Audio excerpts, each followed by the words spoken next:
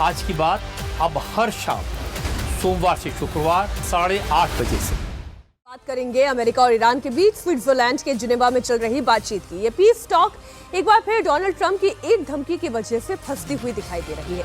Switzerland के Geneva में चल रही बातचीत के बीच प्रेसिडेंट ट्रंप ने धमकी दी कि अगर ईरान ने अपने प्रॉक्सी हिजबुल्लाह को नहीं रोका तो अमेरिका ईरान पर पहले से भी बड़ा हमला करेगा। इस पोस्ट के बाद ईरान ने भी जवाब दिया। ईरानी डेलीगेशन ने पहले ट्रंप की धमकी को लेकर कड़ा एतराज जताया और उसके बाद मीटिंग हॉल से वॉकआउट कर दिया। इससे पाकिस्तानी पीएम शहबाज शरीफ और आर्मी चीफ आसिम मुनीर हैरान रह गए। आरागची समेत ईरानी डेलीगेशन के वॉकआउट करने से शहबाज शरीफ के चेहरे का रंग देखिए कैसे फीका पड़ गया। टेंशन साफ दिखाई दे रही थी। कुछ देर के बाद वो अपने बगल में खड़े हुए पाकिस्तान आर्मी चीफ आसिम मुनीर की तरफ इशारा करते हुए उन्हें कुछ बताते हुए दिखाई दिए। अमेरिका के उपराष्ट्रपति जेडी वेंस की नजर शहबाज और मुनीर पर पड़ी। उनके हाव भाव से परेशानी साफ दिखाई दे रही थी और फिर वेंस उन दोनों के पास जाते हैं और शहबाज मुनीर के कान में फिर कुछ कहते हैं। वो तस्वीर भी आपको दिखाएंगे। अभी तो ये आरागची के साथ उनकी बातचीत की तस्वीर है।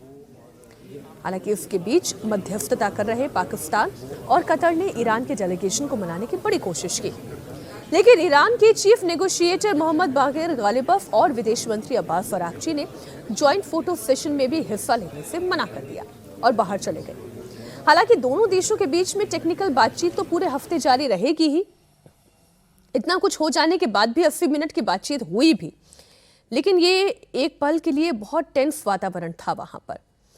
ट्रंप के बड़े हमले की धमकी के बाद ईरान की तरफ से फौरन इसका जवाब दिया गया। ईरान की नेशनल असेंबली के स्पीकर और डेलीगेशन के मेंबर मोहम्मद बागेर गालिबफ ने लिखा, अगर अमेरिकी धमकियां असरदार होती तो वॉशिंगटन आज जिस स्थिति में है वो वहां नहीं पहुंचता। उन्होंने कहा कि अमेरिकी नेताओं को अपने बयानों में सावधानी बरतनी चाहिए। वो चाहे कुछ भी कहें, कार्रवाई हम ही करेंगे।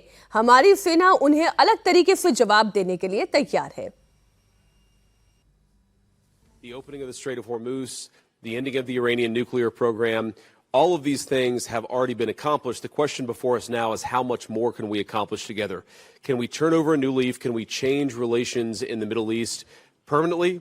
Or do we go back to doing things the old way, which is not our preference, but is certainly very much something that can happen.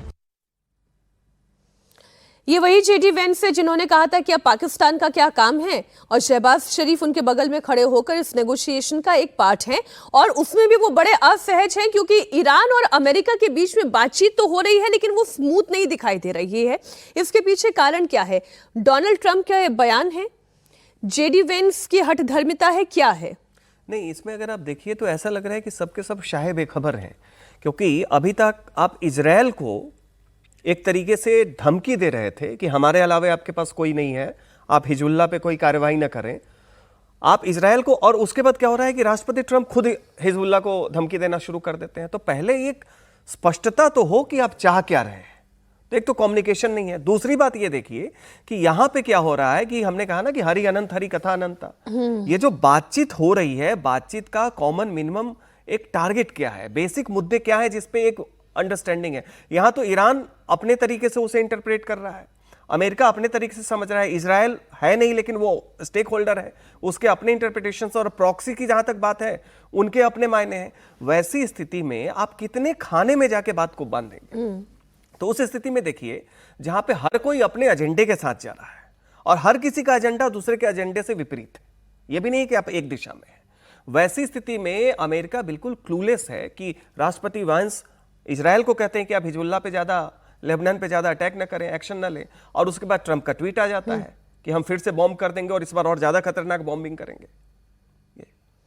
वो जो कह रहे हैं अगर हिजबुल्लाह को नहीं रोका तो पिछले हफ्ते से भी ज्यादा बड़ा हमला करेंगे।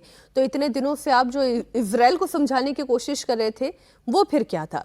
अच्छा, भले ही ईरान के टॉप डेलीगेट्स और ट्रंप की टिप्पणी से भड़क कर बातचीत की टेबल से उठ गए हों, लेकिन इसके बावजूद दोनों देशों की टेक्निकल टीम बात कर रही है और इसमें कामयाबी मिल रही है।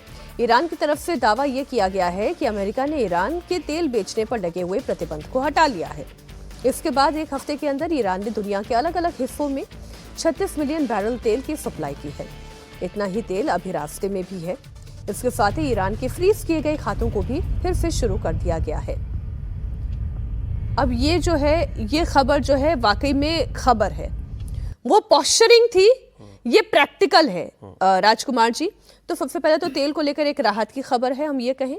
बिल्कुल है और मुझे लगता है कि बाकी दुनिया के लिए ये ज़्यादा महत्वपूर्ण है। इन तीनों के बीच समझौता वार्ता, शांति वार्ता कितनी दूर तक जाती है, कितना समय लेती है, वो एक अलग इम्पोर्टेंस है उसकी।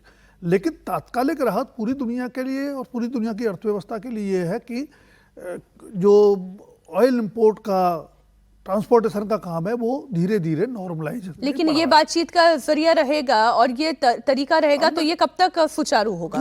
बातचीत में 2-3 चीजें देखिए। एक तो तीनों के तीनों जो 3 पक्ष हैं इसमें, इजराइल है, अमेरिका है और ईरान है, तीनों ही अनप्रेडिक्टेबल है। और दूसरा बड़ा फैक्टर यह है कि तीनों के बीच कोई म्यूचुअल या मीटिंग ग्राउंड नहीं है, हवा में बात हो रही है। बिल्कुल, तीनों के अपने अपने इंटरेस्ट है जो आपस में कहीं मिल नहीं सकते। अमेरिका को चौधराहट करनी है, जगह जगह तेल समेत जितने संसाधन हैं उन पर कब्जा करना है। इजराइल को ग्रेटर इजराइल बनना है, वो तब तक नहीं हो जाएगा लेबनान पर कब्जा ना कर लें। और ईरान का अपना नजरिया है कि वो किसी को मानता नहीं है, कट्टरपन, इस्लाम, वो सारी चीजें अपनी जगह। मिडिल ईस्ट के सबसे बड़े खैरख्वाह वही है जी।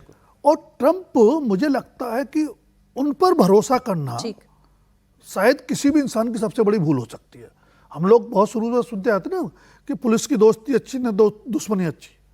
ट्रंप के मामले में बिल्कुल सही है, ना दोस्ती अच्छी न दुश्मनी अच्छी, उनसे दूरी अच्छी है। तो इस पूरे खेल को अगर बिगाड़ेंगे तो ट्रंप बिगाड़ेंगे, और अगर बनेगा तो उनकी समझदारी पर निर्भर करेगा।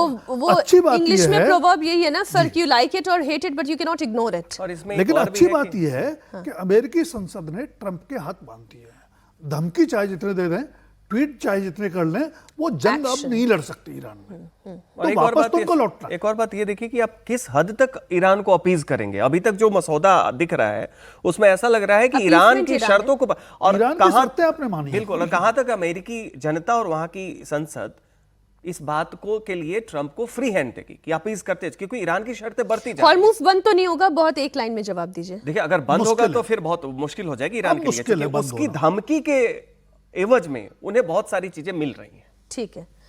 अमेरिका और ईरान के बीच जिस एमओयू पर दस्तखत हुए हैं उसमें ईरान के परमाणु कार्यक्रम को लेकर 60 दिन के अंदर अंदर समझौते पर तैयार होने की बात है। पहले राउंड की इस बातचीत के दौरान अमेरिका ने साफ कर दिया कि ईरान को परमाणु हथियार रखने की इजाजत नहीं दी जाएगी। इसके साथ ही इजराइल के पीएम बेंजामिन नेतन्याहू ने भी साफ शर्त रखी है कि ईरान किसी भी कीमत पर परमाणु बम नहीं बनाएगा। And I say to you now what I said at my brother's grave just a few hours ago.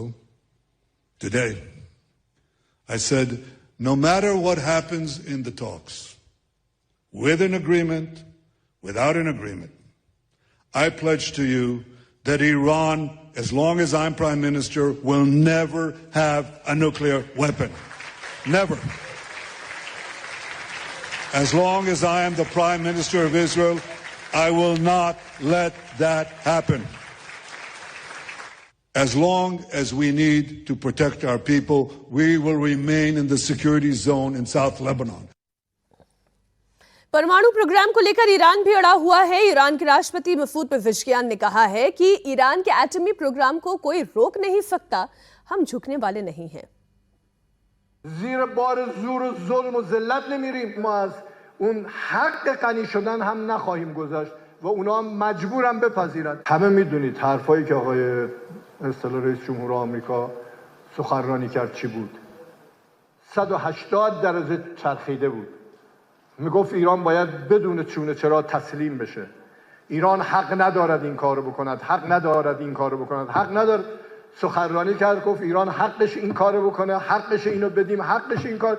یعنی 180 درجه نسبت به مواضع گذاشتش برگشته و پذیرفته که ما حق ما رو نمیتونن نادیده بگیرن.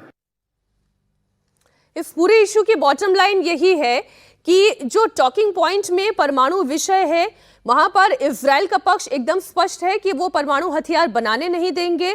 Iran ये कह रहा है कि इजराइल और अमेरिका कोई होता नहीं है ये तय करने वाला कि ईरान परमाणु हथियार बनाए या ना बनाए, उनका न्यूक्लियर प्रोग्राम जारी रहेगा। इस बीच 80 मिनट की बातचीत हुई है। अब देखते हैं ये 60 दिन का टाइम स्पैन ये किस तरीके से आगे बढ़ता है, इस पर हमारी नजर बनी रहेगी।